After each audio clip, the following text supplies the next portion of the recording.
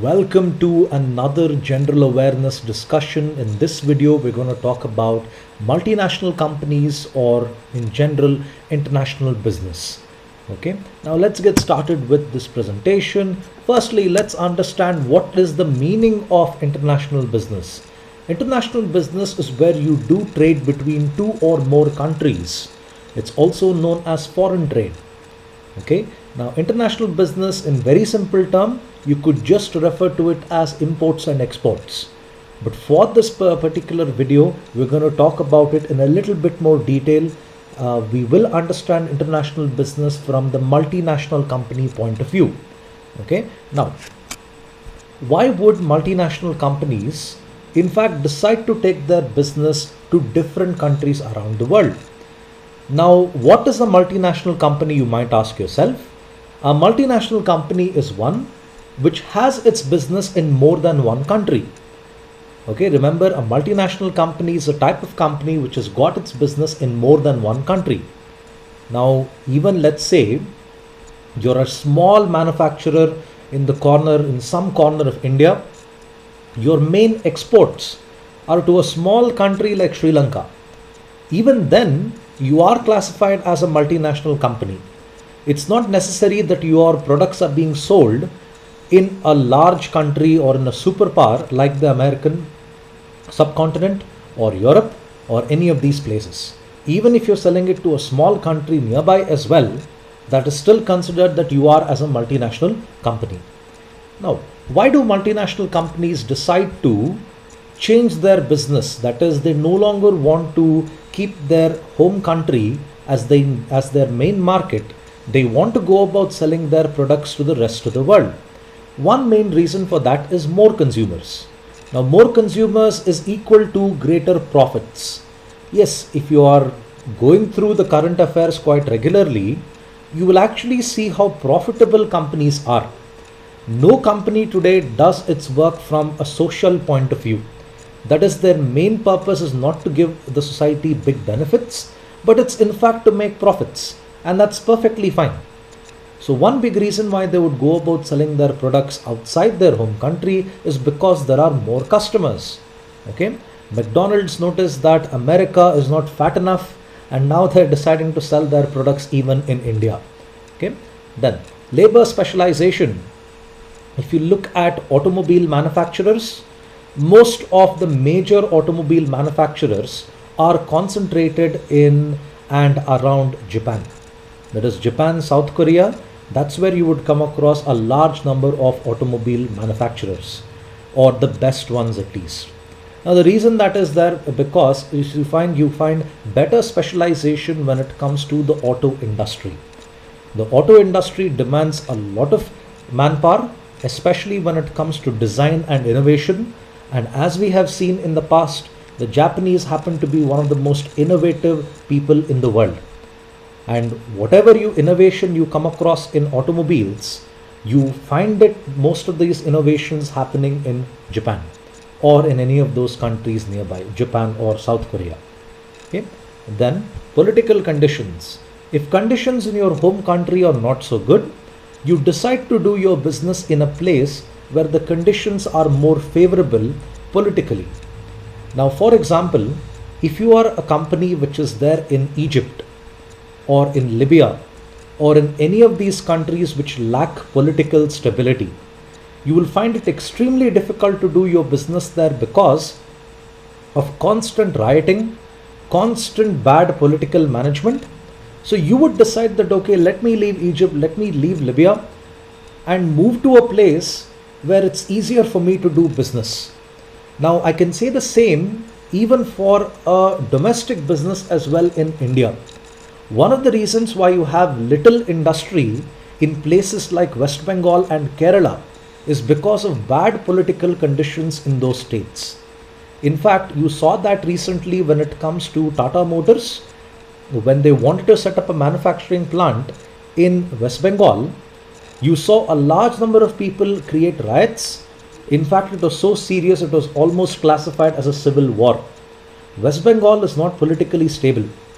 And you find many countries as well which follow the same pattern, and businesses feel Let's go to a place which is more welcoming towards us. In fact, since our home country itself is not so polite to us. And then, nearness to raw materials. One of the reasons why you see a large number of oil companies come from places where oil resources are quite high, because the raw material access has been made easy. Okay. In fact, most of the oil companies prefer to do their business nearby to the location where the oil is in fact available. Now, many of the oil wells in the world happen to be around the Gulf, Northern Africa. Many multinational companies prefer to set up their refineries there because it reduces the cost of transport. I mean, especially American companies are known for doing this. Mobil is one of them. Mobil has refineries in Uganda, Sudan, Northern Africa, and many countries around the Sahara. They have this because most of the oil wells happen to be there. It's not really possible for them to set up a pipeline all the way from the Sahara towards America. You can imagine how that distance is.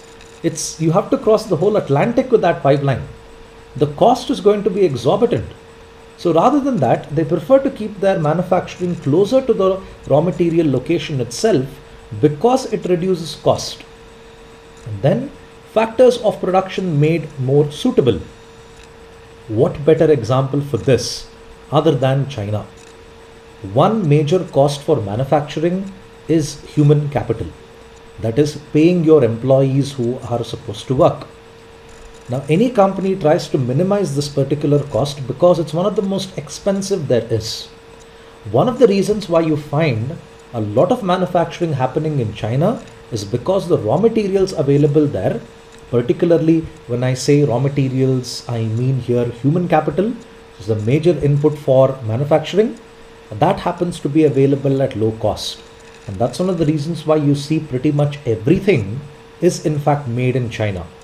There is even an old joke, I think by Robin Williams. He says even the free Tibet stickers are made in China. So you can see what these guys actually do. They pretty much make everything. Now, the advantages, large scale activities and revenues. McDonald's likes to pride itself when they say they've sold billions of burgers worldwide. You can actually imagine how many outlets this company must have in order to sell so many. This is not something which is easy to comprehend. This is an extremely large number we're talking here. All multinational companies are known for their large scale activities. I mean, just visit the websites of TCS, Infosys, or even Bharti Airtel. They will tell you with how many different locations they are actually doing their business. Airtel recently expanded their activities towards Africa, Singapore and Malaysia and even Sri Lanka. Now all that is going to add to their expansion and increase the activity of Airtel's business. You will see in fact a large number of African countries subscribing to Airtel service. I mean, it's already happened and they're doing quite well there. Then access to inputs. Inputs here refers to people, materials, energy and even building. Now the best example for this, like I said, is China. One of the reasons why the Chinese country is in the Chinese people are doing so well in the world of manufacturing is not only because the cost of labor is low. In fact, the Chinese government in fact welcomed these people.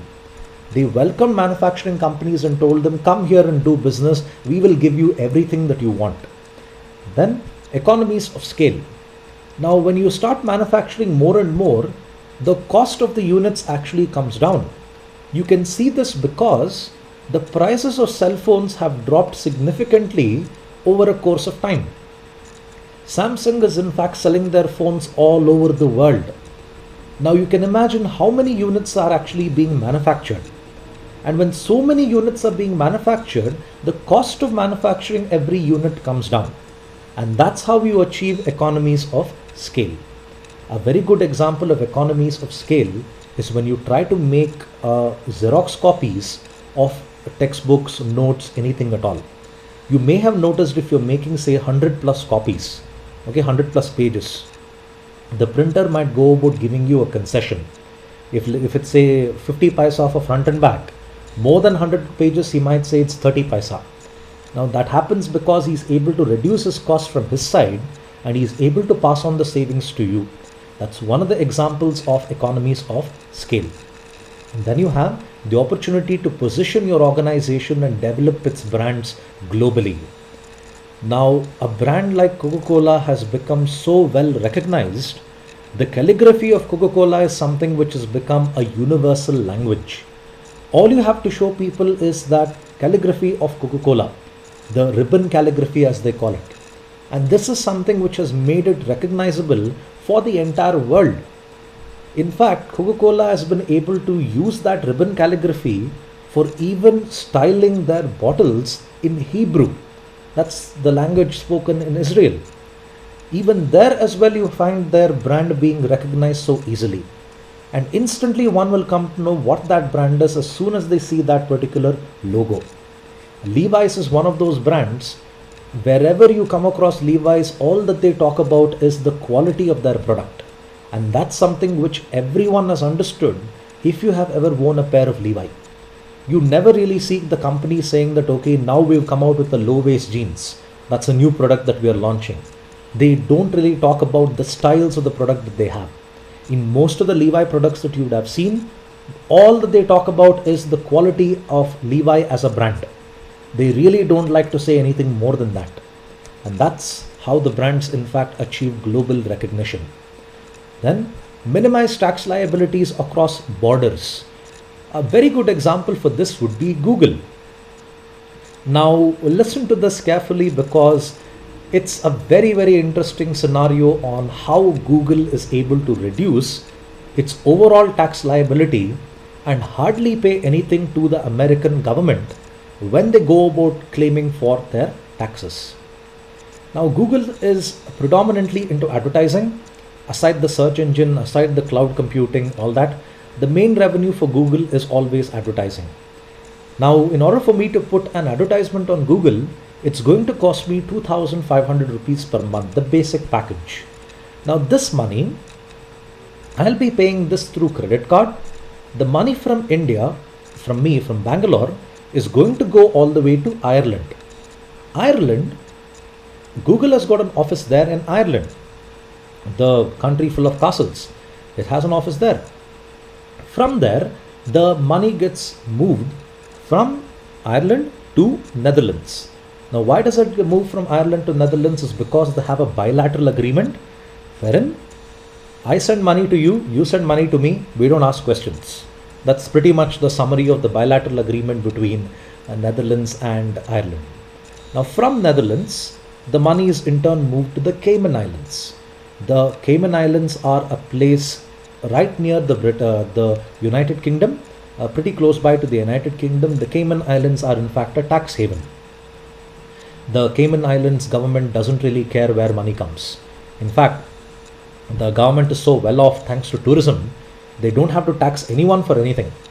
They are quite sustained when it comes to the tourism revenue itself.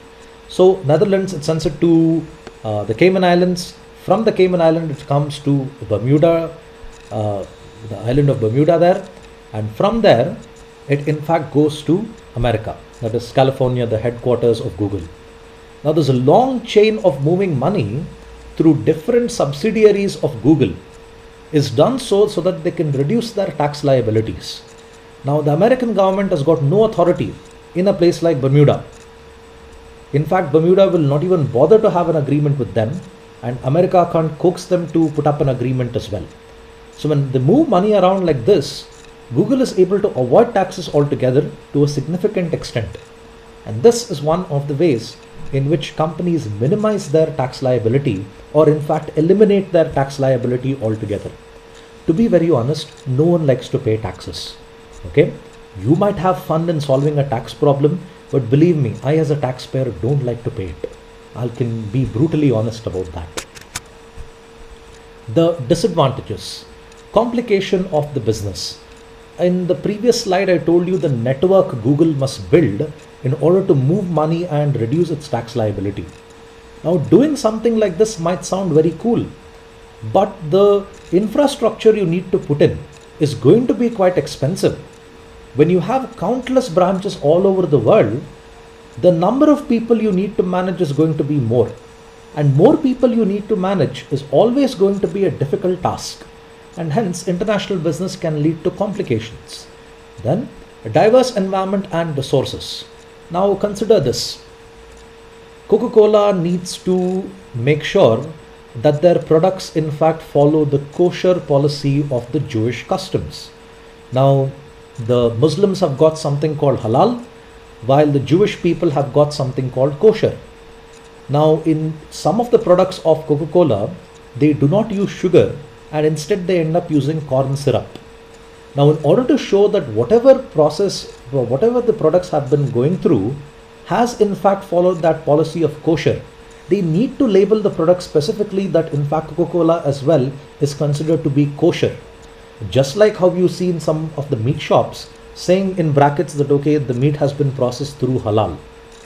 This is something which is going to be very expensive for the company to do, because if you're doing this in one country, you need to do it in many others as well. Now, the diverse culture of people is what leads to complication of the business. Each customer will demand the product to be in a particular way, and the company needs to tailor the product to that requirement. To an extent, it sounds fun, but over a course of time, it's going to get more and more complicated when you do this. And then, challenge for multinational companies in understanding local politics. Now, if you look at the Orissa government, they recently scrapped the deal of POSCO, or rather scrapped the deal. I could say that they put the deal in a very shaky ground.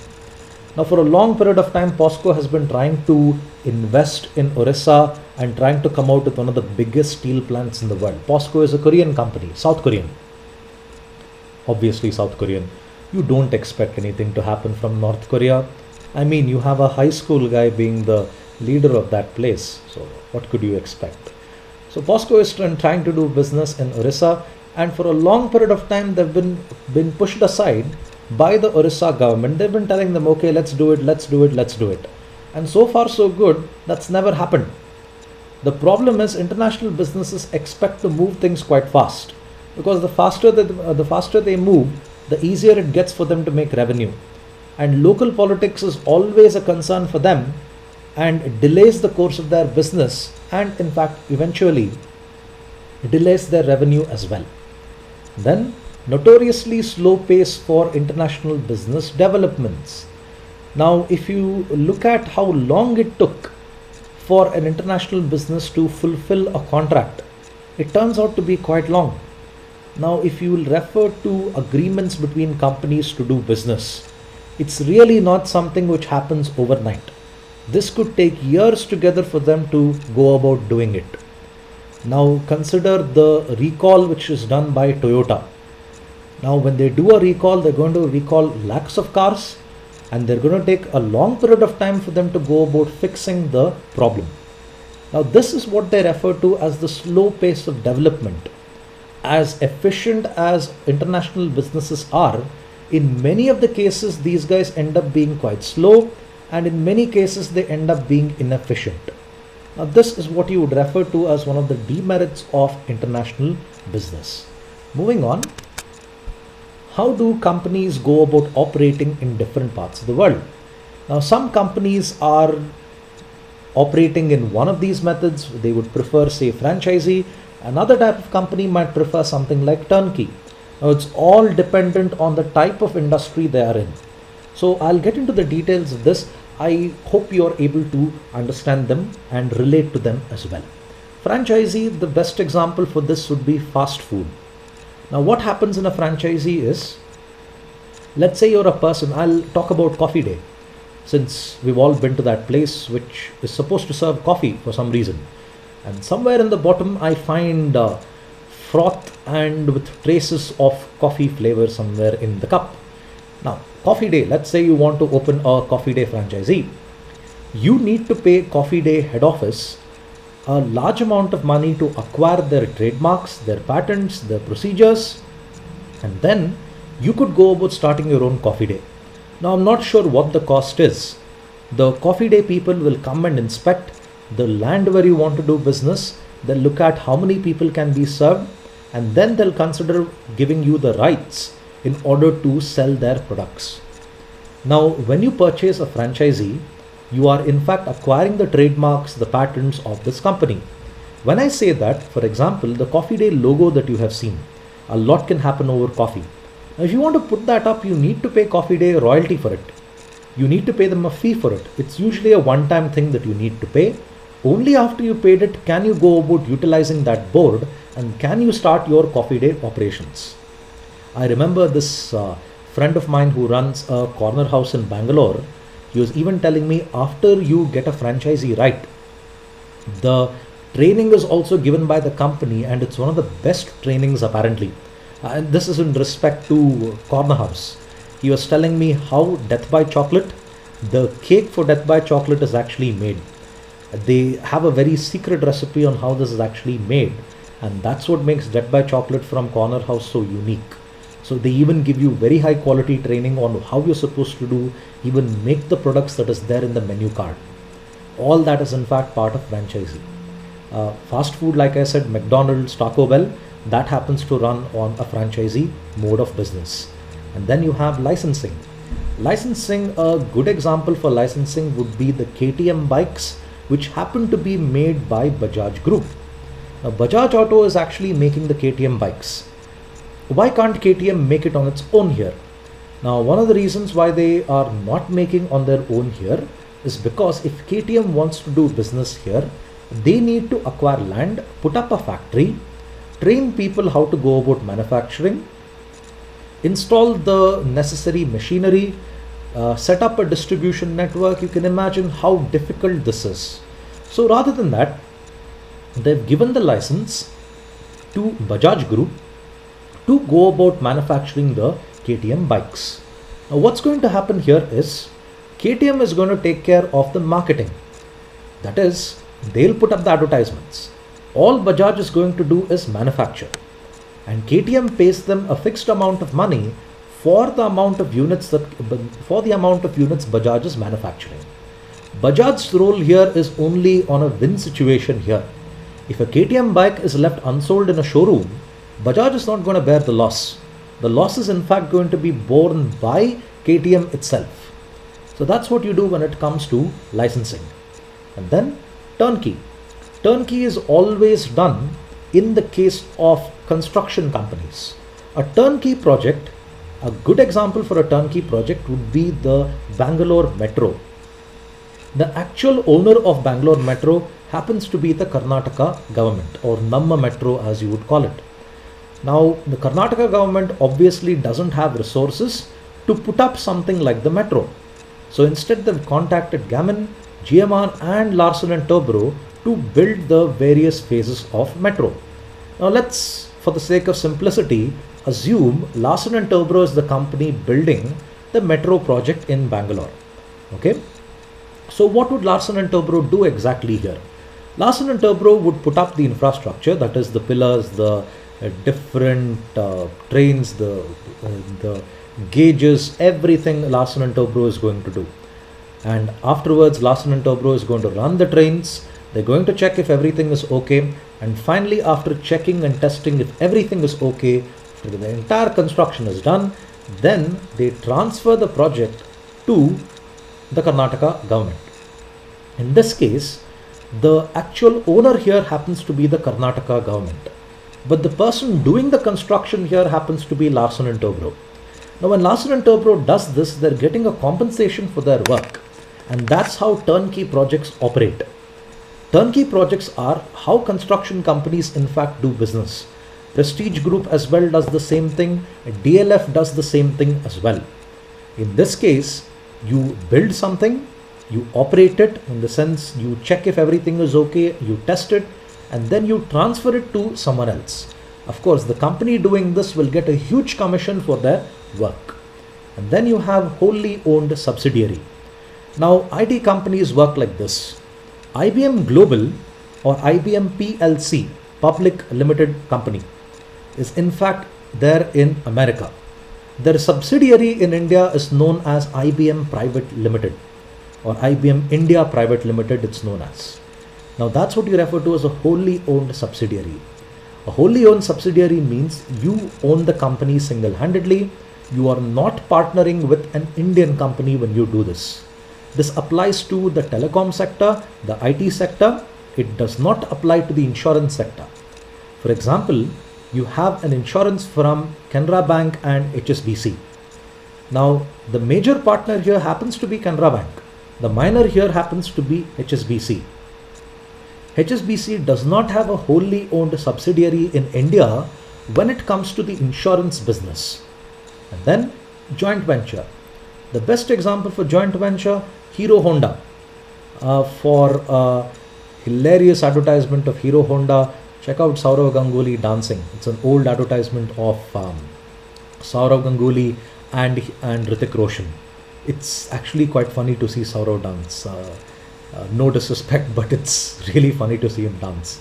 So what did Hero Honda actually do here? Honda is a Japanese major and Hero of course is an Indian major. Now a joint venture is defined as a strategic alliance. I know that sounds like a really cool word, but that's how they call it.